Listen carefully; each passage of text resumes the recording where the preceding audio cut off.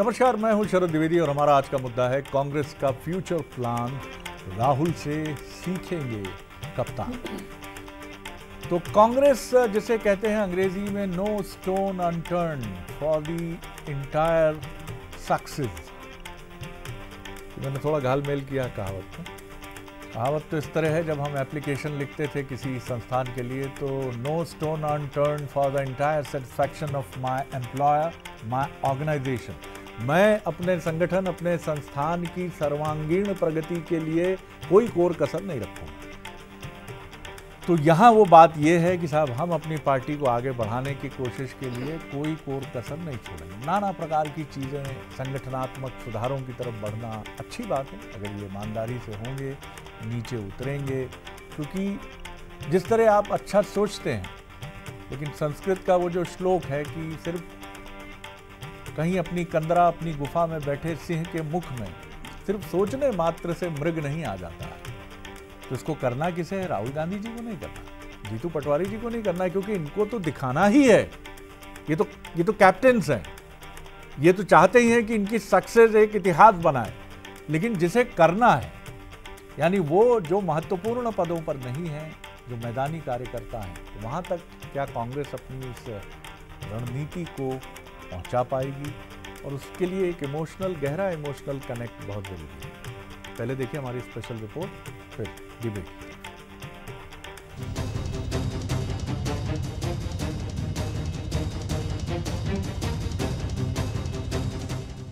पचमढ़ी में 2 से 11 नवंबर तक कांग्रेस जिला अध्यक्षों का 10 दिन का प्रशिक्षण शिविर होने जा रहा है, जहां पार्टी के 71 जिला अध्यक्ष एक साथ जुटेंगे। इस ट्रेनिंग कैंप में राहुल गांधी, मल्लिकार्जुन खड़गे, जयराम रमेश, सुप्रिया श्रीनेत, पवन खेड़ा और शशिकांत सेंथिल जैसे दिग्गज नेता प्रशिक्षक की भूमिका में होंगे। पार्टी इसे आने वाले चुनावों की दिशा तय करने वाला शिविर मान रही है। यहाँ जिला अध्यक्षों को संगठन सृजन से लेकर बूथ स्तर तक की रणनीति सिखाई जाएगी। सुबह योग, वॉक और ध्यान से दिन की शुरुआत होगी।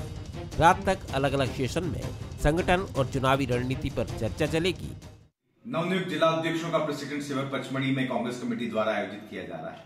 ये प्रशिक्षण शिविर एक नया अनुभव नवनियुक्त जिला अध्यक्षों को देगा। राहुल जी से लेकर मल्लिकार्जुन खड़गे और अन्य वरिष्ठ नेता इसमें शिरकत करेंगे और 10 दिन तक लगातार चिंतन मनन कर कांग्रेस का जो अनुभव है वो आपस में बांटेंगे और आगे के चुनाव की तैयारी करेंगे। एक अच्छा कार्यक्रम, अनूठा कार्यक्रम है और कांग्रेस में और धार आएगी और 2028-29 के चुनावों में के जीत की राह इस शिविर से निकल। कांग्रेस के इस कैंप का मकसद संगठन को जमीन से जोड़ना और नेतृत्व को नई दिशा देना है।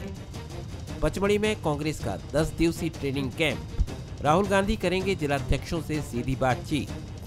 1-to-1 चर्चा में जानेंगे जिलों की सियासी तस्वीर। सामाजिक मुद्दों और समीकरणों पर भी रहेगा फोकस। चुनौतियों और भविष्य की रणनीति पर भी होगी चर्चा। अगले चुनाव की रणनीति पर बनेगा मास्टर प्लान। 2028 और 29 के चुनावों की तैयारी पर होगा मंथन। संगठन सृजन से बूथ लेवल तक सिखाई जाएगी रणनीति।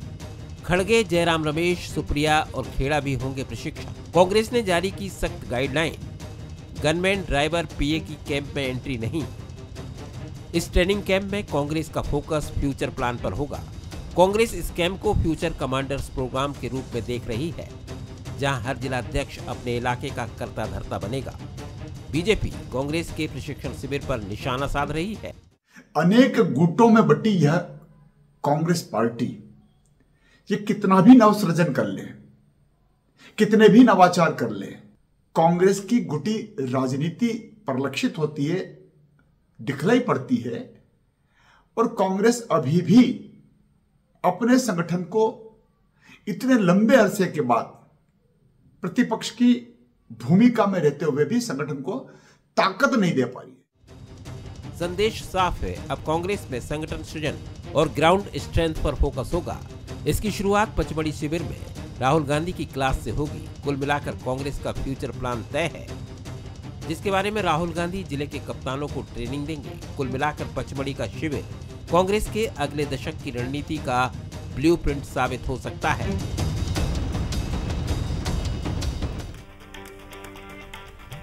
कोई परिवार हो, कुटुंब हो या संगठन हो, वो कैसे प्रसन्न रहे, स्वस्थ रहे, आगे बढ़ता हुआ रहे, इसके लिए कोई रॉकेट साइंस नहीं है। कुटुंब का, परिवार का, संगठन का एक बड़ा सेगमेंट खुश रहे, प्रसन्न रहे। हर किसी को सब कुछ नहीं मिल सकता। कैबिनेट की समय जो सीमा है कैबिनेट की वो निश्चित है।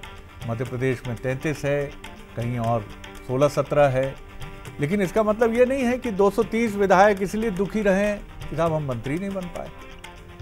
मंत्री जैसा सम्मान तो मिल सकता है। जो काम जरूरी हैं और जो जीविकोपार्जन के लिए आवश्यक हैं वो होते चले। फिर इससे नीचे आइए तो कार्यकर्ता, वरिष्ठ कार्यकर्ता भी यही सोचता। निगम मंडल है, एल्डरमैन है, वो नहीं है तो सम्मान है। मुख्यमंत्री जी ने गले में पटका डाल दिया, प्रदेश अध्यक्ष जी ने बुला कर रहे आपके बिना चुनाव जीतना असंभव है। ये स्वस्थ रहने के वो पैरामीटर्स हैं। नहीं तो आपने किसी एक बच्चे को बहुत दुलार लिया, पुचकार लिया और 3 खड़े होकर देख रहे हैं कि हमने क्या गलती की। तो संगठन के स्वस्थ होने का प्रतिमान सिर्फ यही है, मुखिया मुख सो चाहिए खान पान।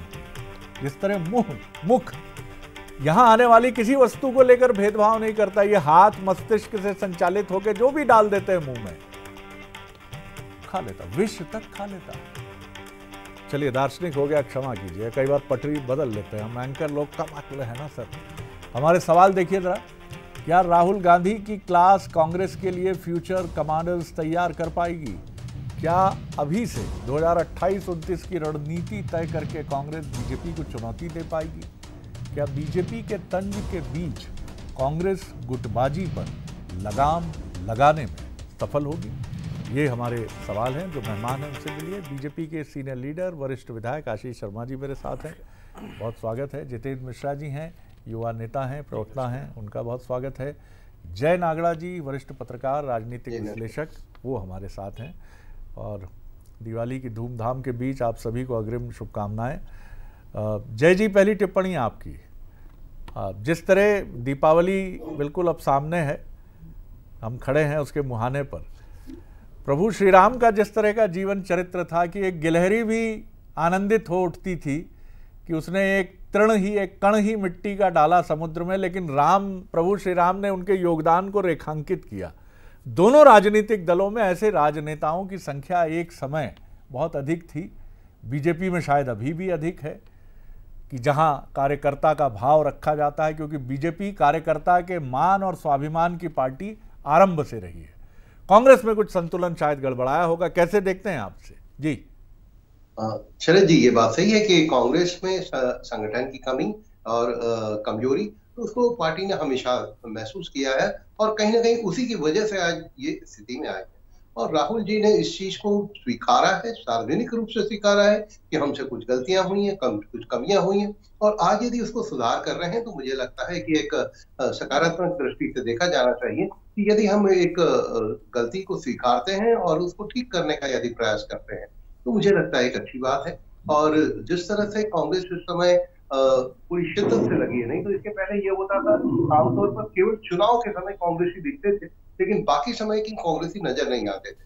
जब टिकट का बंटवारा हो, पर्यवेक्षक आ रहे हो, तब आपको कांग्रेस में गहमागहमी दिखती थी। लेकिन अब ये हो रहा है कि वैसे कहावत है कि जो सेना युद्ध के प्रयास में जितना पसीना बहाती है उसको युद्ध में खून कम बहाना पड़ता है। मुझे लगता है कि शायद इसी तर्ज में कांग्रेस काम कर रही है कि कैसे अभी जितना उनको तैयार कर लिया जाए ताकि चुनाव के समय वो दिक्कतें जो आती हैं व्यवहारिक, उससे शायद उबर पाए। मुझे लगता है कि एक अच्छी बात है और कांग्रेस इस मामले में मुझे लगता है बीजेपी को यदि सीख भी रही है तो इसमें कुछ गलत नहीं है। संगठन को मजबूत करना किसी भी तरह से होना चाहिए, तो और ये बीजेपी में अनुशासन का डंडा हमेशा खड़ा रहा है और उससे कार्यकर्ता में ये भाव रहा है। जी जय जी, ये भी लगता है कि कांग्रेस को अपनी उस मनोदशा से भी निकलना होगा कि चुनाव के लिए 6 महीने पहले मेहनत करेंगे, क्योंकि सत्ता में बहुत लंबा वक्फा, बहुत लंबा समय कांग्रेस ने बिताया है। तो अभी भी बीजेपी की तरह 5 साल चुनाव की तैयारी वाला भाव कितना है, लेकिन अब इन सब की तैयारियां चल रही हैं, दिख रही हैं। अब ये नतीजे बताएंगे, क्योंकि कसौटी वही है।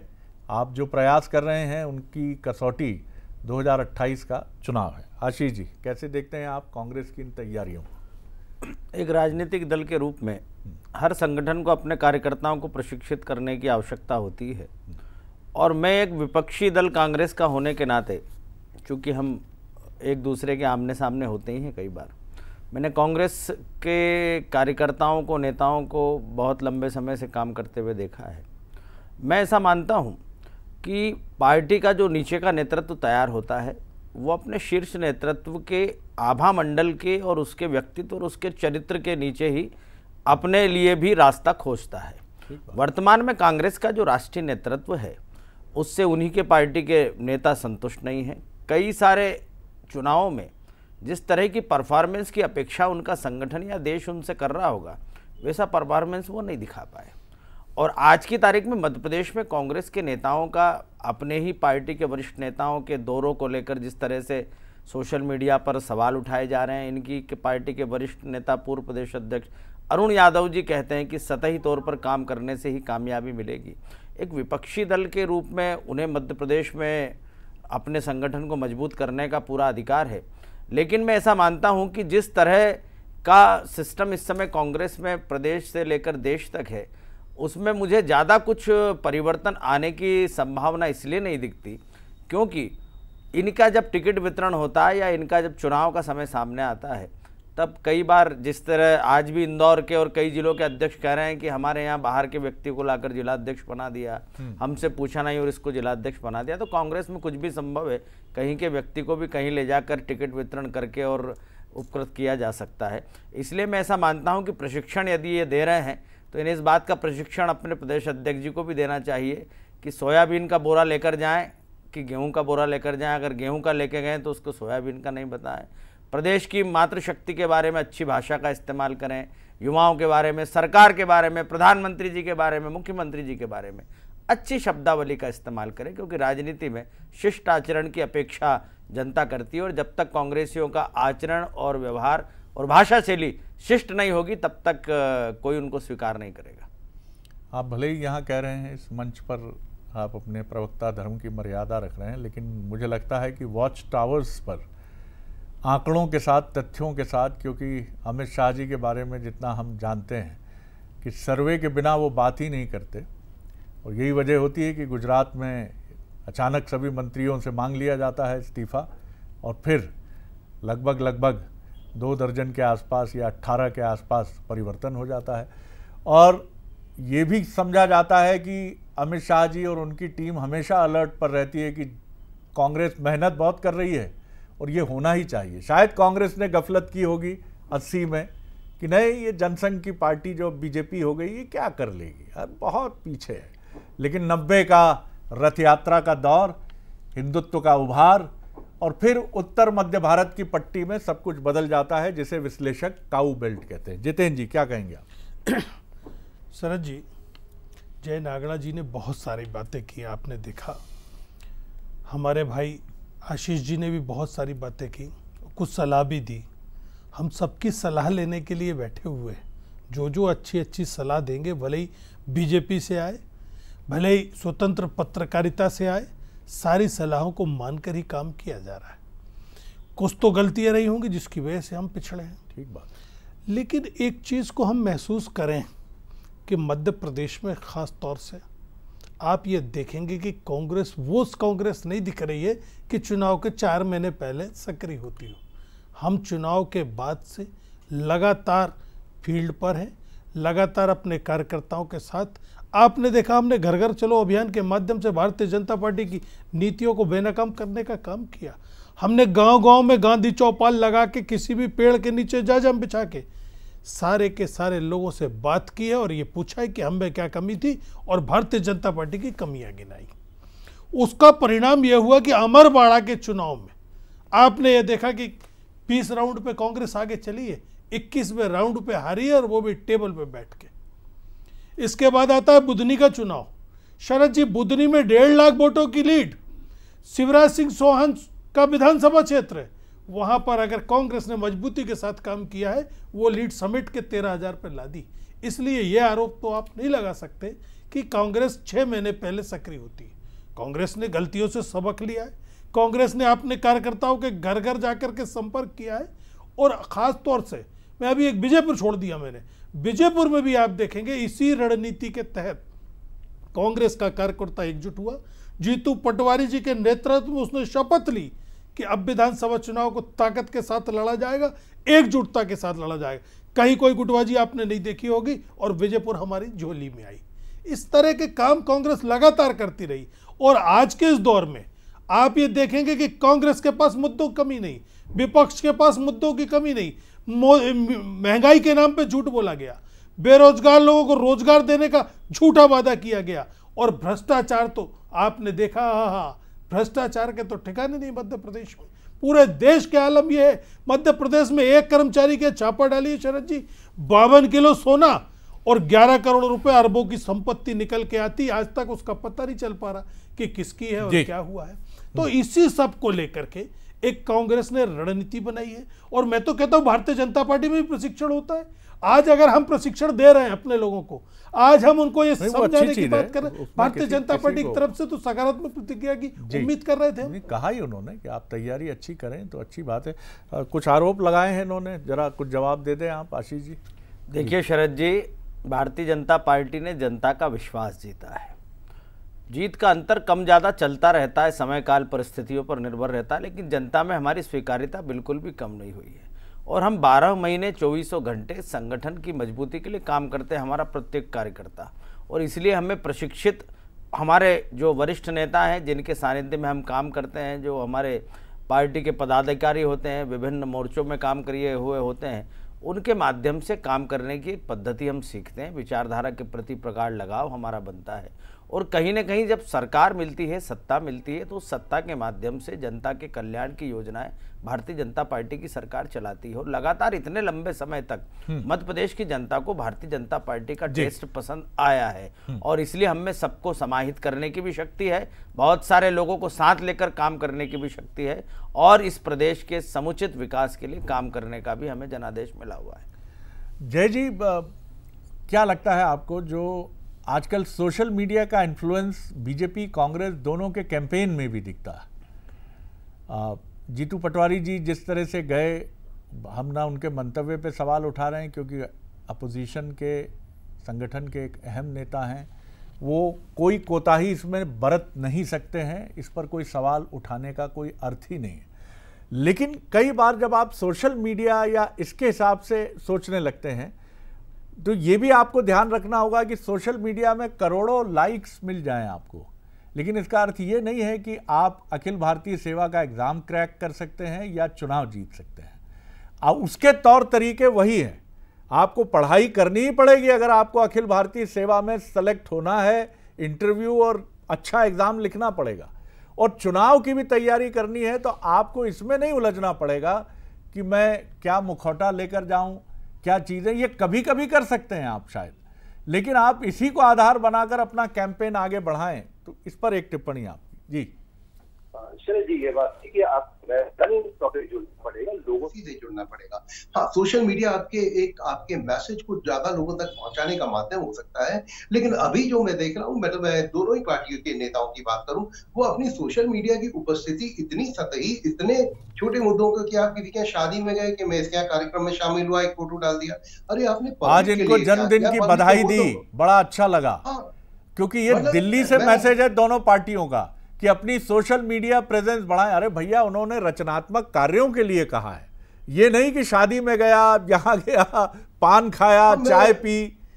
आपने किसी दुकान का उद्घाटन किया, किसी के यहाँ गए, अरे दिवाली पे दिए ले लिए यार, आपने कौन सा एहसान कर दिया उस पे। तो हर चीज की फोटो, आप ऐसी चीज जा रहे हैं जो लोगों को कहीं प्रभावित नहीं कर रहे। मैं ये दोनों पार्टी के नेताओं को कर रहा हूँ, आप मुद्दे की बात करो, ऐसे इश्यूज की बात करो। सोशल मीडिया एक प्रभावी माध्यम है, मैं इसे इनकार नहीं करता, लेकिन आपको जमीनी तौर पे काम तो करना ही पड़ेगा। मैं विधायक सांसदों की भी यही हालत है कि वो रोज ऐसे फोटो डाल रहे हैं, हम इनके यहाँ किसी के यहाँ डेथ हो गई, आप बैठने गए, उसकी फोटो डाल रहे हैं। तो ये बहुत ही खराब स्थिति है। मुझे लगता है ये दोनों पार्टियों को कंट्रोल करना पड़ेगा, अपने नेताओं को, कि आप क्या डाल रहे हैं, थोड़ा सा सोच के डालिए। आप 4 पोस्ट कम डालेंगे चलेगा, लेकिन कम से कम गंभीर किस्म के इश्यूज पे बात करें तो बात ठीक होगी।